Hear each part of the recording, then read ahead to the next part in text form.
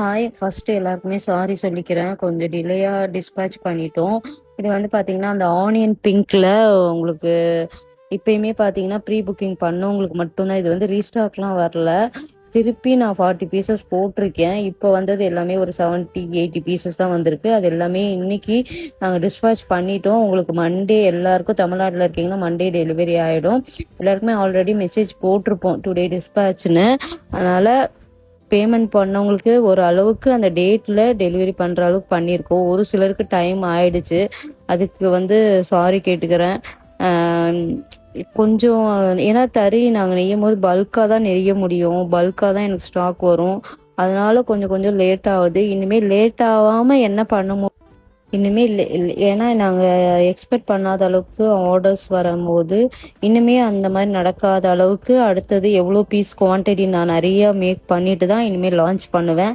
அதுவுமே அடுத்தடுத்த ப்ராசஸ்ல போகுது. அதனால அடுத்த தடவை ப்ரீ புக்கிங் வர மாதிரியோ டைமிங் டிலே ஆகிற மாதிரி நடக்கிறதுக்கு பண்ணாத அளவுக்கு இப்போ போயிட்டு இருக்கு பொட்டிக்ல. கண்டிப்பா அண்டர்ஸ்டாண்ட் பண்ணிப்பீங்கன்னு நினைக்கிறேன்.